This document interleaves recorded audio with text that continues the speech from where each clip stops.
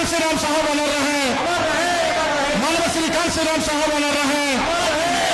Bahujan Samaj party जिंदाबाद, Bahujan Samaj party जिंदाबाद, बहन कुमारी मोदी जी जिंदाबाद, बहन कुमारी मोदी जी जिंदाबाद। बहन जी आप संघर्ष करो, बहन जी आप संघर्ष करो। सर्व समाज के सम्मान में, सर्व समाज के सम्मान में बहन जी आप आगे बढ़ो, बहन जी आप आगे बढ़ो। दलित पिछड़ा दलितों के सम्मान में, दलित पिछड़ा दलितों के सम्मान में, सर्व समाज के सम्मान में, सर्व समाज के सम्मान में बीएसपी की क्या पहचान, बीएसपी की क्या पहचान। बहुजन समाज पार्टी जिंदाबाद, बहुजन समाज पार्टी जिंदाबाद, बहन कुमारी मोदी जी जिंदाबाद, बहन कुमारी मोदी जी जिंदाबाद। बाबा साहब डॉक्टर भीमराव अम्बेडकर अमर रहे, बाबा साहब डॉक्टर भीमराव अम्बेडकर अमर रहे। मानव श्रीकांत श्रीराम साहब अमर रहे, मानव श्रीकांत श्रीराम साहब अमर रहे। बहुजन समाज पार्टी जिंदाबाद, बहुजन समाज पार्टी जिंदाबाद, बहन कुमारी मोदी जी जिंदाबाद, बहन कुमारी मोदी जी जिंदाबाद। बहन जी आप संघर्ष करो, बहन जी आप संघर्ष करो। सर्व समाज के सम्मान में, सर्व समाज के सम्मान में बहन जी आप आगे बढ़ो, बहन जी आप आगे बढ़ो। दलित पिछड़ा दलितों के सम्मान में, दलित पिछड़ा दलितों के सम्मान में, सर्व समाज के सम्मान में, सर्व समाज के सम्मान में बीएसपी की क्या पहचान। बहुजन समाज पार्टी जिंदाबाद, बहुजन समाज पार्टी जिंदाबाद, बहन कुमारी मोदी जी जिंदाबाद, बहन कुमारी मोदी जी जिंदाबाद। मानव श्रीकांत श्रीराम साहब अमर रहे, बहुजन समाज पार्टी जिंदाबाद, बहन कुमारी मोदी जी जिंदाबाद, बहुजन समाज पार्टी जिंदाबाद, बहन कुमारी मोदी जी जिंदाबाद, बहन कुमारी मोदी जी जिंदाबाद, बहन कुमारी मोदी जी जिंदाबाद, बहन कुमारी मोदी जी जिंदाबाद, बहन कुमारी मोदी जी जिंदाबाद, बहन कुमारी मोदी जी जिंदाबाद।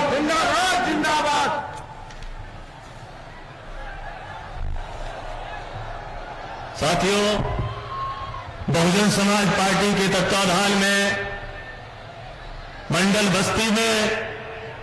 जनपद बस्ती में आयोजित चुनावी जनसभा के मुख्य अतिथि बहुजन समाज पार्टी की राष्ट्रीय अध्यक्ष, उत्तर प्रदेश जैसे विशाल राज्य की 4 बार मुख्यमंत्री रही, सर्व समाज के न्याय पसंद लोगों की नेता, परम आदरणीय परम सम्मानित मान्य बहन कुमारी मायावती जी हम सबके बीच में आ चुकी हैं। मैं अपनी तरफ से, मंच के साथियों की तरफ से और इस जनसभा में उपस्थित समस्त लोगों की तरफ से परम आदरणीय परम सम्मानित मान्य बहन जी का बहुत बहुत हार्दिक स्वागत और अभिनंदन करता हूं। और ये चाहता हूं कि हमारे मंच पे उपस्थित लोग और आज इस विशाल जनसभा में आई हुई हमारी माताएं बहनें,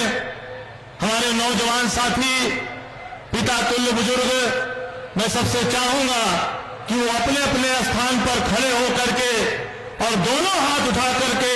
जोरदार ताली बजा करके मान्य बहन जी का स्वागत करने का काम करें।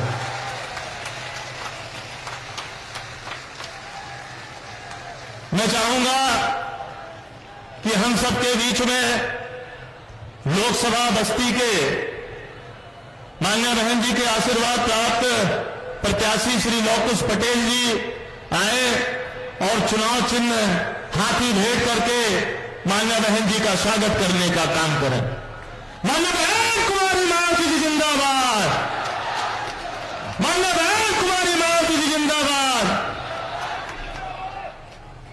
दूसरे हमारे प्रत्याशी भाई नदीम जी जो डुमरियागंज के प्रत्याशी हैं, आप मान्य बहन जी को तथागत गौतम बुद्ध की प्रतिमा भेंट करके स्वागत करने का काम करें। मान्य बहन कुमारी मायावती जी जिंदाबाद, मान्य बहन कुमारी मायावती जी जिंदाबाद। लोकसभा संत कबीर नगर के प्रत्याशी भाई श्री नदीम अशरफ जी और उनके भाई मोहम्मद दानिश जी, आप मान्य बहन जी को तथागत बुद्ध की प्रतिमा भेंट करके स्वागत करने का काम करें। मान्य बहन कुमारी मायावती जी जिंदाबाद, मान्य बहन कुमारी मायावती जी जिंदाबाद, बहुजन समाज पार्टी जिंदाबाद। साथियों, मैं निवेदन करूं मान्य बहन जी को हम सबको संबोधित करने के लिए, उससे पहले मैं चाहूंगा कि आप सब दोनों हाथ उठा करके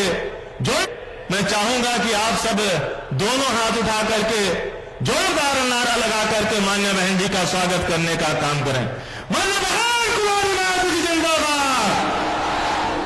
मान्य बहन कुमारी मायावती जी जिंदाबाद। अब मैं बड़े ही आदर और सम्मान के साथ निवेदन करूंगा कि मान्य बहन जी पोडियम में आए और हम सबको संबोधित करने की कृपा करें। आदर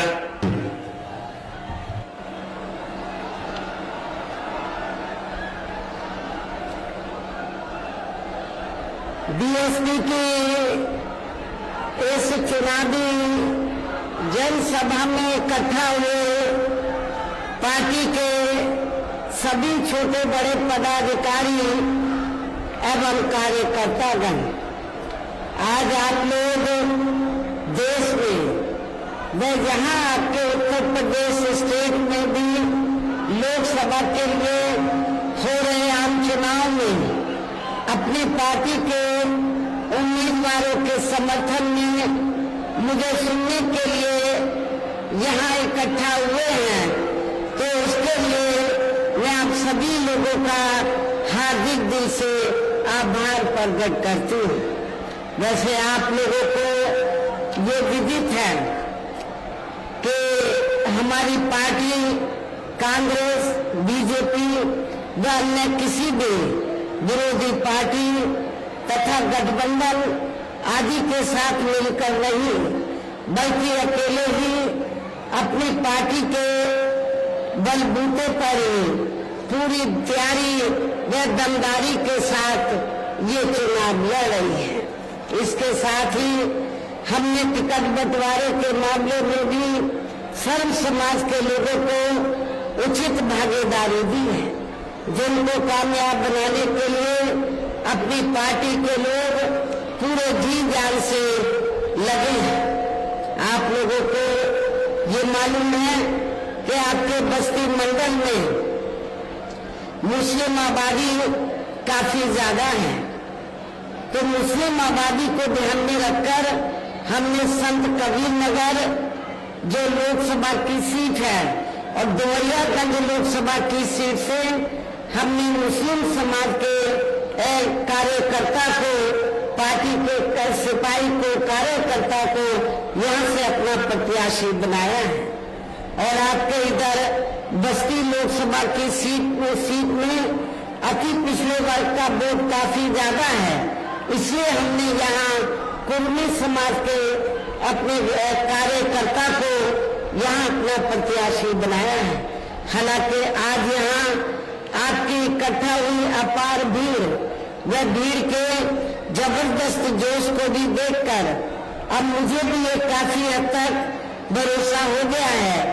कि पिछली बार की तरह इस बार भी आप लोग अपने प्रदेश से या लोकसभा आम चुनाव में अपनी पार्टी का बेहतर रिजल्ट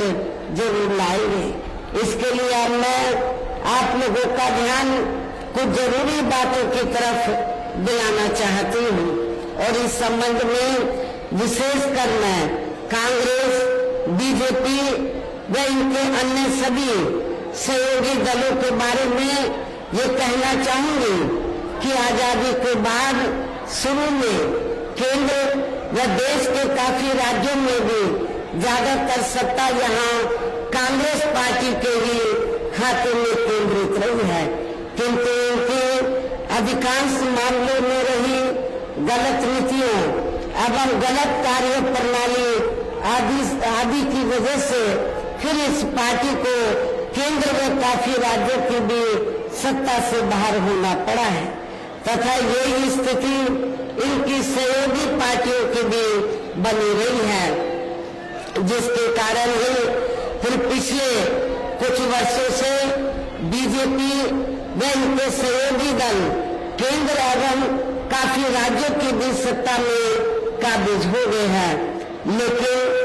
इनकी भी ज्यादातर ही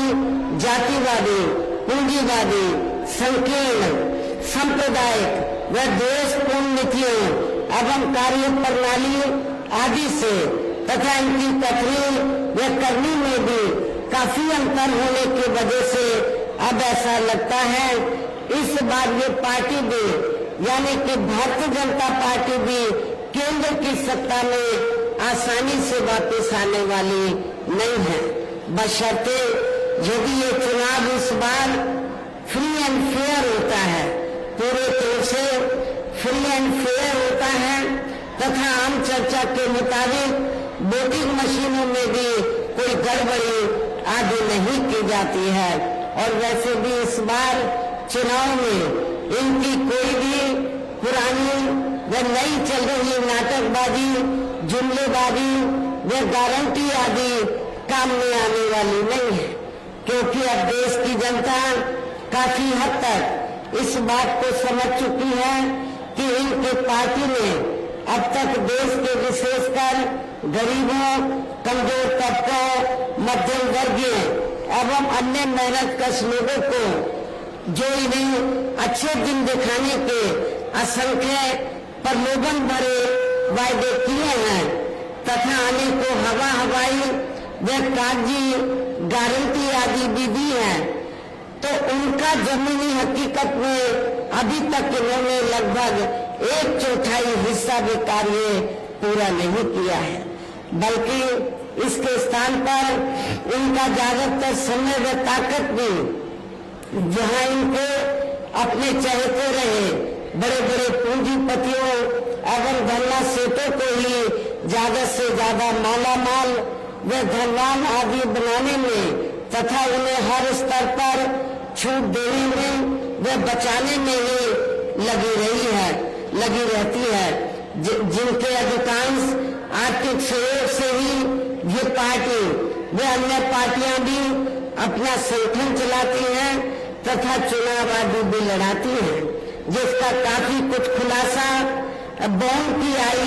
रिपोर्ट से भी हो जाता है। इस संबंध में जैसे आप लोगों को ये मालूम है कि अभी कुछ दिन पहले माननीय सुप्रीम कोर्ट ने तो बॉन्ड के जरिए जिन जिन पार्टियों ने बड़े बड़े पूंजीपतियों व धनला सेठों आदि से पैसा लिया है तो उसकी रिपोर्ट का खुलासा किया है और रिपोर्ट में क्या आया कि पूरे देश में तो बीएसपी को छोड़कर कांग्रेस, बीजेपी व अन्य और विरोधी पार्टियां इन्होंने इस देश के बड़े बड़े पूंजीपतियों व धनला सेठों से बॉन्ड के जरिए तो अरबों खरबों रुपया अपनी पार्टी के संगठन को चलाने व चुनाव आदि लड़ाने के लिए लिया है, ये रिपोर्ट में आया है। लेकिन बहुजन समाज पार्टी एक ऐसी पार्टी है, रिपोर्ट से ये खुलासा हुआ कि बहुजन समाज पार्टी एक ऐसी पार्टी है जिस पार्टी ने देश के किसी भी छोटे या बड़े पूंजीपति व धनला सेठ से एक भी रुपया अपनी पार्टी के संगठन को चलाने व चुनाव आदि लड़ाने के लिए नहीं लिया है। इसलिए हमारी पार्टी बीएसपी मेंबरशिप के जरिए ही और जन्मदिन के मौके पर थोड़ा थोड़ा धन इकट्ठा करके चुनाव के दौरान भी थोड़ा थोड़ा धन इकट्ठा करके हमारी पार्टी अपने संगठन को चलाती है तथा चुनाव आदि भी लड़ाती है। इसके साथ ही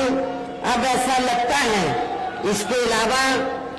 इसके साथ ही अब ऐसा लगता है कि कांग्रेस पार्टी की तरह ही बीजेपी ने भी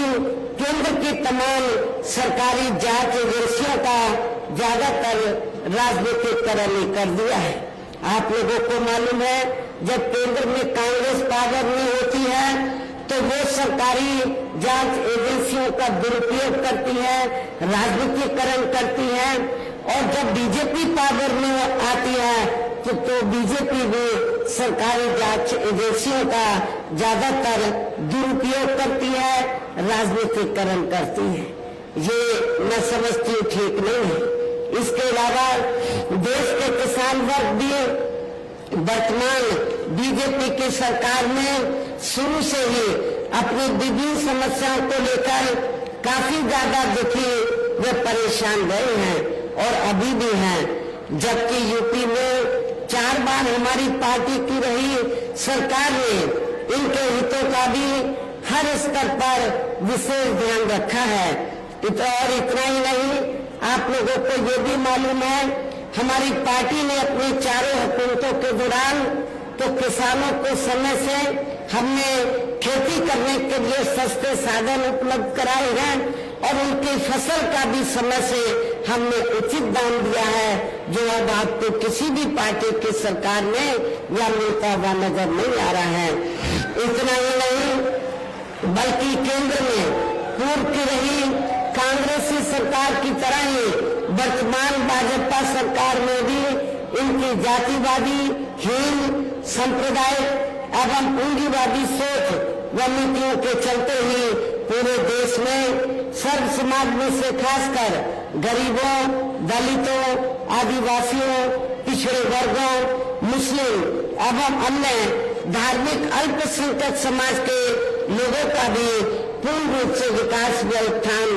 आगे नहीं हो सका है। और इस संदर्भ में जैसे आप लोगों को ये मालूम है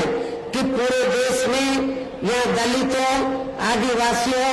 एवं अन्य पिछड़े वर्गों का सरकारी नौकरियों में वर्षों से अधूरा पड़ा आरक्षण का कोटा भी अभी तक पूरा नहीं भरा गया है। विशेषकर एससी व एसटी वर्गों के सरकारी कर्मचारियों का पदोन्नति में आरक्षण भी अब काफी हद तक प्रभावहीन बना दिया गया है। और आप लोगों को ये मालूम है, जब समाजवादी पार्टी सत्ता में थी तो समाजवादी पार्टी ने इन वर्गों के कर्मचारियों का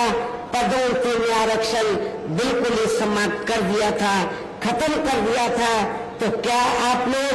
दलित और आदिवासी लोग क्या आप लोग ऐसी समाजवादी पार्टी को वोट देंगे? मैं समझती हूँ कि आप लोग बिल्कुल भी ऐसी पार्टी को माफ नहीं करेंगे, वोट नहीं देंगे। साथ ही केंद्र व राज्यों में भी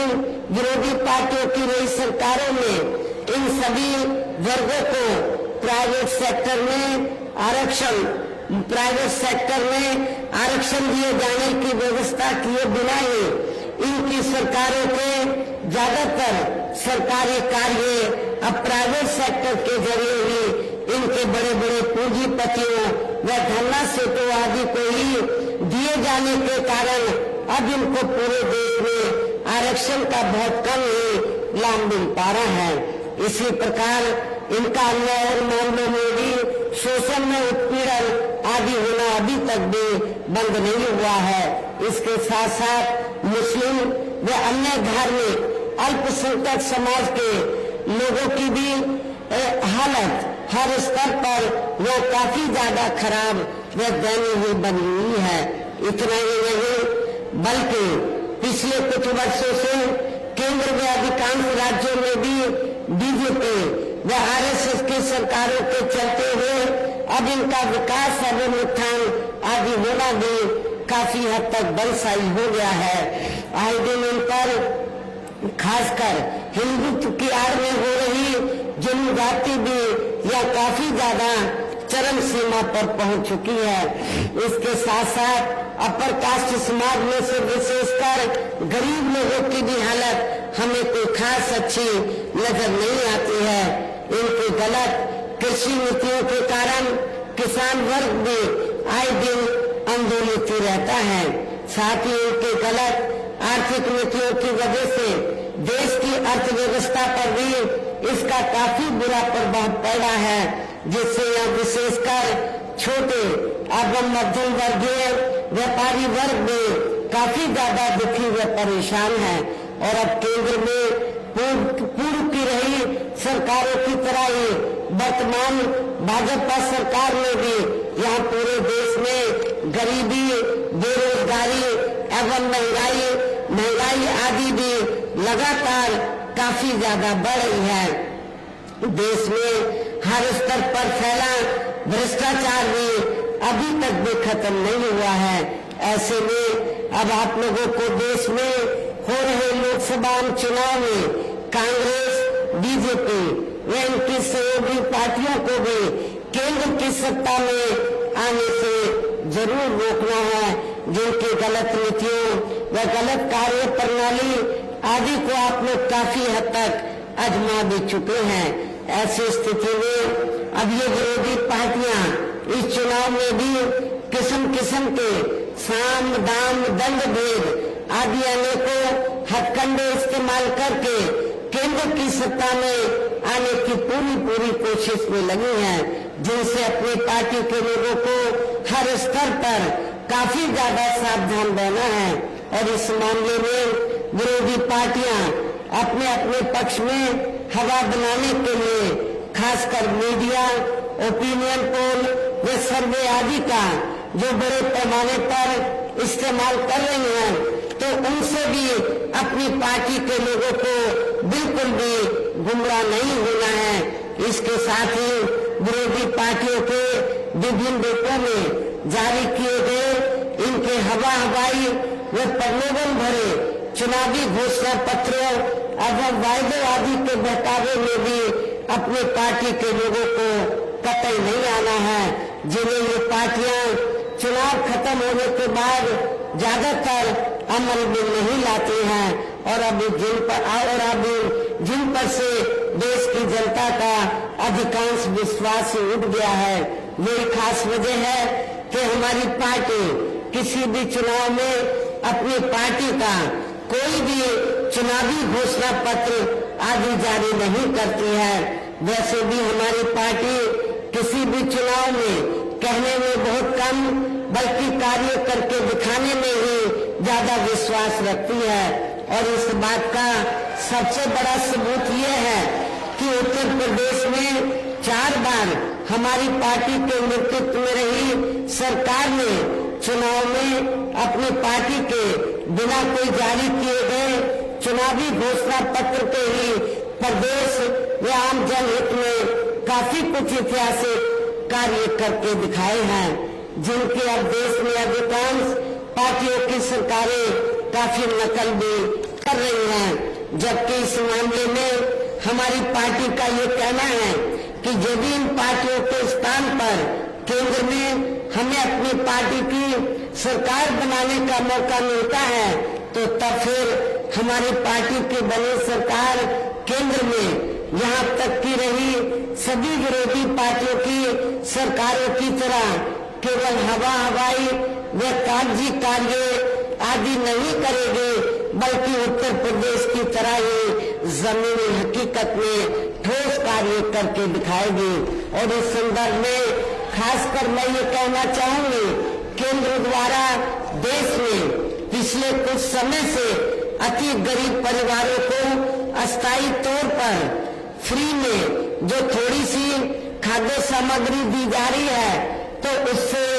इनका स्थायी तौर पर भला होने वाला नहीं है। लेकिन आप लोगों को ये भी मालूम है कि इसके बदले में जब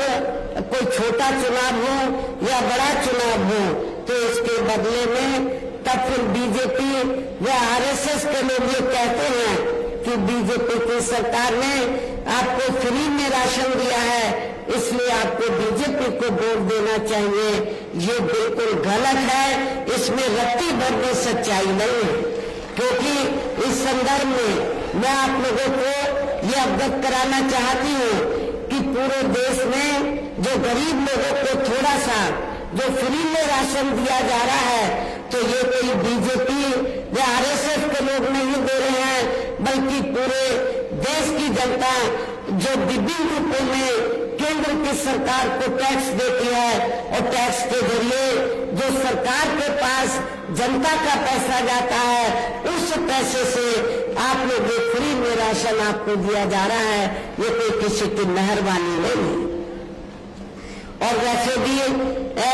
आपकी ये जटिल समस्या, जो गरीब लोगों की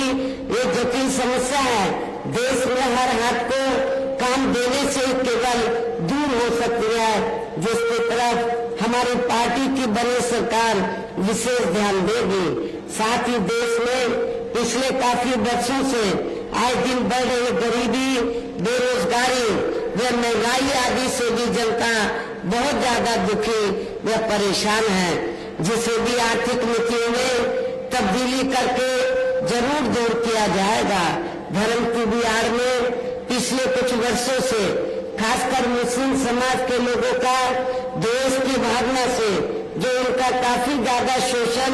व उत्पीड़न आदि किया जा रहा है, तो उसे भी जरूर रोका जाएगा। और ये सब हमने अपने यूपी की रही सरकार में काफी कुछ करके भी दिखाया है। इसके अलावा हमने यूपी में सर्व समाज में से गरीब एवं बेरोजगार लोगों को बेरोजगारी भत्ता आदि न देकर उन्हें बड़ी तादाद में रोटी रोजी के साधन भी उपलब्ध कराए हैं, जो अब ये कार्य भी अधिकांश ठंडे पड़े हैं, जिनको फिर केंद्र में बीएसपी की सरकार बनने पर प्राथमिकता दी जाएगी। कहने का तात्पर्य ये है, देश में इस समय हो रहे लोकसभा चुनाव में विरोधी पार्टियों के जारी किए गए उनके हवाई व प्रलोभन भरे चुनावी घोषणा पत्रों आदि के बहकावे में अब यहाँ खासकर देश के अति गरीबों, मजदूरों, बेरोजगारों एवं अन्य मेहनतकश लोगों को बिल्कुल भी नहीं आना है। और अभी ने ऐसी सभी विरोधी पार्टियों को हर हालत में केंद्र की सत्ता में आने से जरूर रोकना है, जिनके कथने व करने में काफी अंतर रहा है तथा जिन्हें ये लोग वर्षों से आजमा भी चुके हैं। ऐसे में अब मेरा यही कहना है कि आप लोगों को अपने खुद के व अपने प्रदेश, क्षेत्र एवं देश के भी हित में अपने वोटों को या कांग्रेस, बीजेपी व अन्य विरोधी पार्टियों को न देकर केवल अपनी एकमात्र हितैषी पार्टी बहुजन समाज पार्टी को ही देना है, जो ये पार्टी उत्तर प्रदेश की तरह ही केंद्र में भी अपनी पार्टी की सरकार बनने पर फिर पूरे देश में यह अपनी पार्टी के सर्वजन हिताय व सर्वजन सुखाय की नीतियों पर आधारित सरकार चलाएगी। इसके साथ साथ केंद्र से जुड़ी आपके क्षेत्र की